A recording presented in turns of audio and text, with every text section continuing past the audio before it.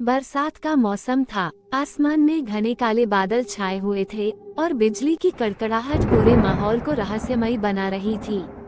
ये वह समय था जब लोग अपने घरों में दुबककर बारिश का आनंद लेते थे। लेकिन इस बारिश का आनंद हर जगह नहीं लिया जा सकता था, खासकर उस जंगल में जिसे लोग भूलेश्वर का जंगल कहते थे।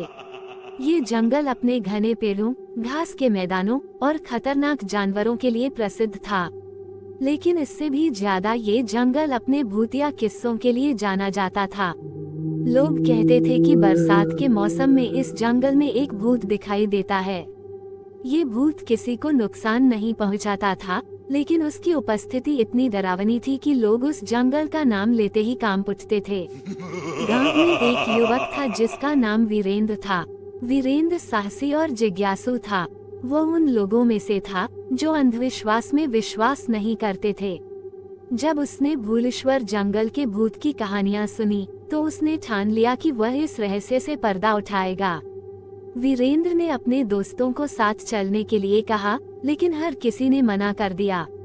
कोई भी भूलेश्वर जंगल में पैर रखने की हिम्मत नहीं करता था, खासकर बरसात के मौसम में। लेकिन वीरेंद्र ने अकेले जाने का फैसला किया। बरसात की एक घनी रात को वीरेंद्र ने अपना टॉर्च, एक चाकू और कुछ खाने पीने का सामान लिया और जंगल की ओर निकल पड़ा। जैसे ही उसने जंगल में कदम रखा, उसे अजीब सी ठंडक महसूस हुई।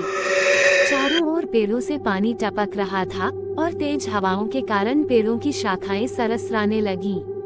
थोड़ी देर चलते चलते वीरेंद्र ने महसूस किया कि कोई उसका पीछा कर रहा है। उसने पीछे मुड़कर देखा, लेकिन वहाँ कोई नहीं था। तभी अचानक आसमान में बिजली चमकी और उसने एक छाया को अपने सामने पेड़ों के बीच से गुजरते हुए देखा। वीरेंद्र ने अपनी हिम्मत जुटाई और उस छाया का पीछा किया। वो गीली मिट्टी पर तेजी से कदम रखता हुआ आगे बढ़ा। कुछ ही दूर जाने पर वो एक पुराने जर्जर मंदिर के पास पहुंचा। यह मंदिर वर्षों से वीरान था और अब इसे पेड़ों और झाड़ियों ने घेर लिया था। जैसे ही वह मंदिर के पास पहुंचा, उसने किसी के गुनगुनाने की आवाज सुनी।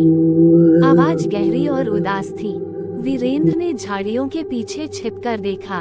वहां एक सफेद साड़ी में लिपटी एक औरत बैठी थी। उसकी आंखें बंद थीं और वह जोर जोर से गा रही थी। वीरेंद्र ने हिम्मत करके कहा, तुम कौन हो?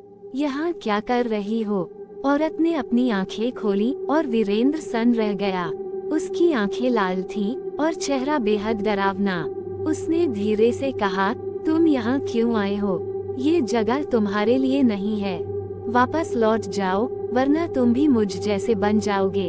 वीरेंद्र ने डर को नजरअंदाज करते हुए कहा, तुम कौन हो और यहाँ क्या कर रही हो? मुझे सच जानना है। भूतनी ने कहा, मैं इस जंगल की रक्षक थी। मेरा नाम रचना था। कई साल पहले मैं अपने पति के साथ इस गांव में रहती थी। लेकिन एक दिन कुछ लालची लोग हमारे खेतों पर कब्जा करना चाहते थे। जब हमने विरोध किया तो उन्होंने मुझे और मेरे पति को मारकर इस जंगल में दफना दिया। मेरी आत्मा तब से भटक रही है क्योंकि मुझे न्याय नहीं मिला। रचना ने वीरेंद्र को बताया कि वो उन लोगों से बदला लेना चाहती है जिन्होंने उसे मारा। लेकिन उसकी आत्मा को शांति तभी मिलेगी जब कोई उसकी कहानी दुनिया को बताएगा और उन दोषियों को सजा दिलाएगा। वीरेंद्र ने कहा, मैं तुम्हारी मदद करूंगा। तुम मुझे बताओ कि वे लोग कौन थे? रचना ने वीरेंद्र को उन लोगों के नाम बताए जो अब गांव के बड़े किसान और जमींदार बन चुके थे। वीरेंद्र ने गांव लौटकर इस कहानी को सबको सुनाया।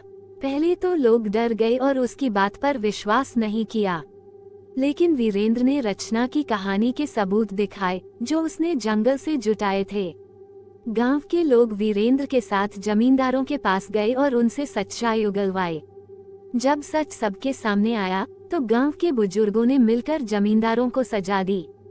वीरेंद्र ने जंगल में जाकर रचना को ये खुशखबरी दी। रचना मुस्कुराई और कहा, तुमने मेरी आत्मा को शांति दी। अब मैं हमेशा के लिए इस दुनिया से विदा ले सकती हूँ। जैसे ही उसने ये कहा, वह हवा में घुलने लगी और धीरे धीरे गायब हो गई। उस दिन के बाद से भूलेश्वर का जंगल फिर कभी भूतिया नहीं रहा। गांव वालों ने वहां एक छोटा सा मंदिर बनवाया और रचना की आत्मा की शांति के लिए हर साल पूजा करने का नियम बनाया।